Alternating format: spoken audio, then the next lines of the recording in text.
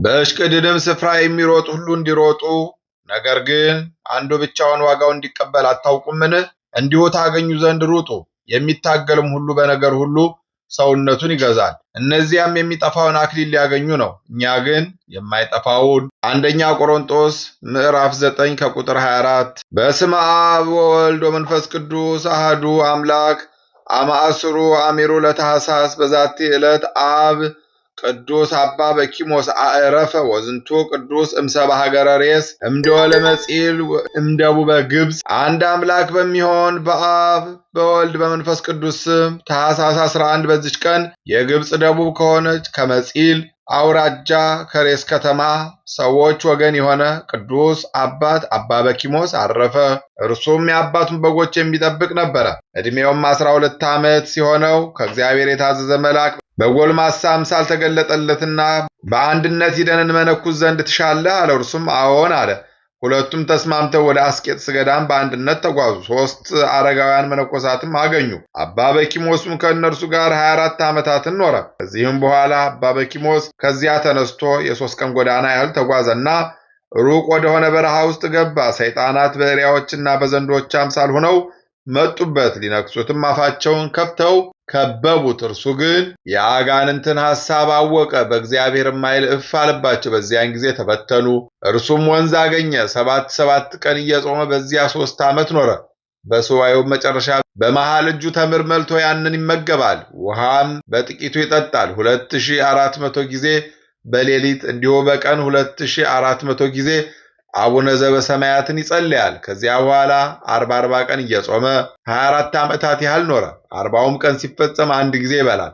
ከዚያም በኋላ አንድ ጊዜ ቆዳው ከአጥንቶቹ ጋር እስኪጣበቅ 80 ቀን ጾመ። በዚያን ጊዜ እግዚአብሔር መልአክ ይበላና ይጠጣ ዘንድ እንጀራና ውሃን አመጣለት። ያም ውሃና እንጀራ ሳያልቅ እስካረፈ ድረስ ብዙ ዓመታትን ኖረ።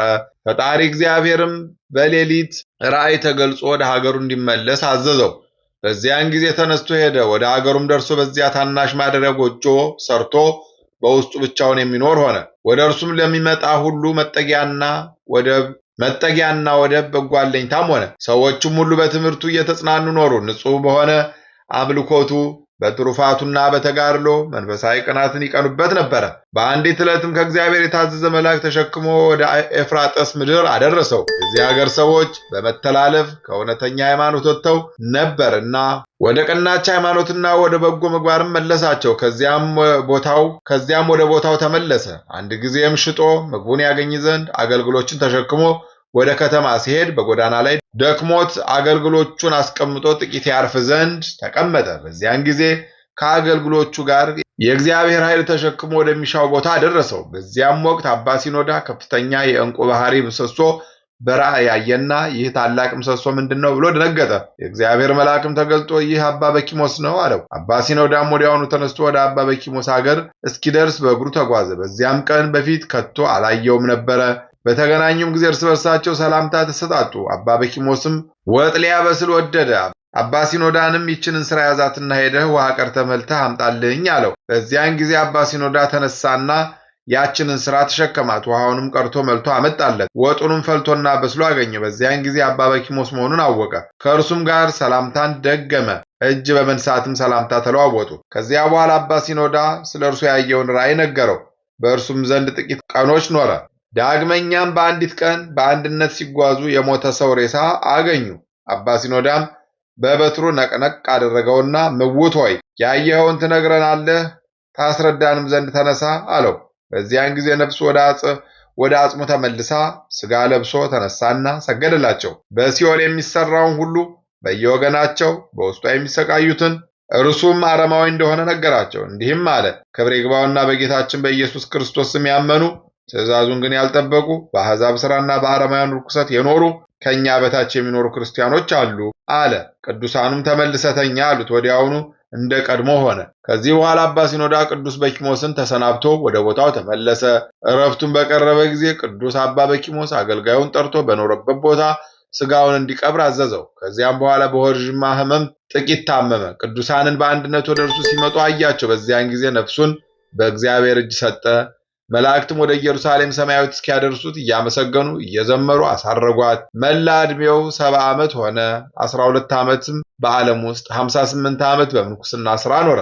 ለእግዚአብሔር ምስጋና ይሁን። እኛንም በዚህ አባት ጸሎት ይማረን፣ በረከቱም ከኛ ጋር ትኖር ለዘላለሙ አሜን። በዚች ቀን የኤጲስቆጶሱ በርተለሚዎስና የሰማይቱ በጥላን መታሰቢያቸው ነው። በረከታቸው ከኛ ጋር ትኖር ለዘላለሙ አሜን። ተአምሪሁ ለአቡነ ሐራ ድንግል ጸሎቱ ወበረከቱ ይሃሉ ምስለ ኩልነ ሕዝበ ክርስቲያን ለዓለም ዓለም አሜን። አባታችን ሐራ ድንግል ያደረገው ተአምር ይህ ነው። ጸሎቱና በረከቱ ከሁላችን ከሕዝበ ክርስቲያን ጋር ይኖር ለዘላለሙ አሜን። መካን የሆነች አንዲት ሴት በወገራ ትኖር ነበረ። ዘመዶቿን በዚያ ይኖሩ ነበረ። ከወገራ ወደ ደራ መጣች። ወደ ደራም ከደረሰች በኋላ በዚያ ሳለች አንዲት ዘመዷ ለአባታችን ሐራ ድንግል መታሰቢያ እህል ስትሰጥ አየች። እርሷም ይህን ለማን ትሰጫለሽ? አለቻት። ያቺ ሴትም ሐራ ድንግል የሚባል ጻድቅ መነኮስ በዚህ ሀገር ነበረ። ሴትዮዋም ብለምነው ለእኔም ወንድ ልጅ ይሰጠኝ ይሆንን? አለቻት። ያቺ ዘመዷም አዎ፣ በተሰጠው ቃል ኪዳን በማመን ብትለምኝው ይሰጥሻል አለቻት። ሴትዮዋም አዎን፣ በእግዚአብሔር በተሰጠው ቃል ኪዳን አምናለሁ አለች። ከዚያም በኋላ ዘመዷን ተከትላ በአባታችን ሐራ ድንግል የበዓል ቀን ወደ ገዳሙ መጣች። ልመናዬን ቢሰማኝ ለጻድቁ መታሰቢያ የተሻለኝን ገንዘብ እሰጣለሁ ብላ ስለት ተሳለች። ከዚያ በኋላም ወደ ሀገሯ ሄደች። ጸንሳም ወንድ ልጅን ወለደች።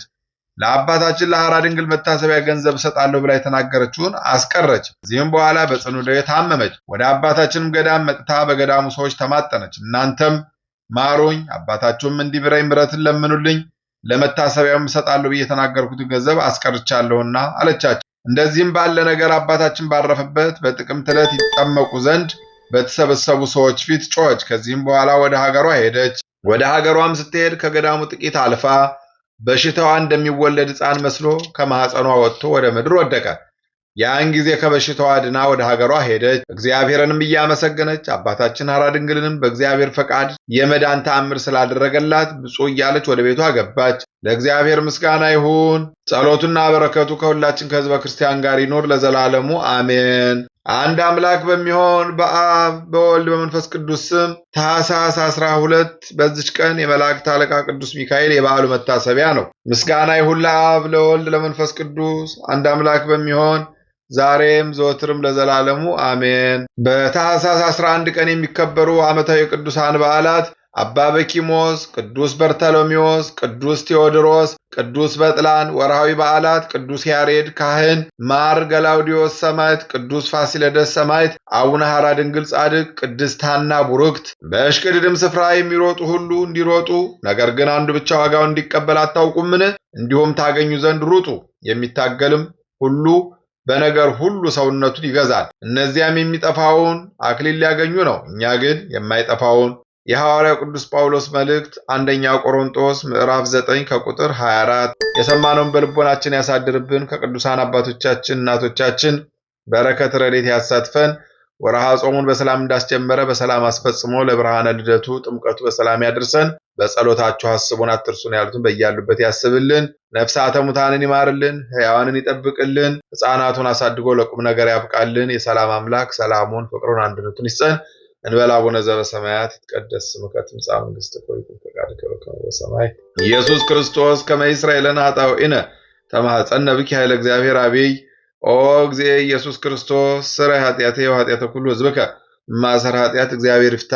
እግዚአብሔር ይባርክ። ሰላም ያሳደረ ሰላም ያዋለን፣ ሰላም ያዋለ ሰላም ያሳድረን። ይቆየን።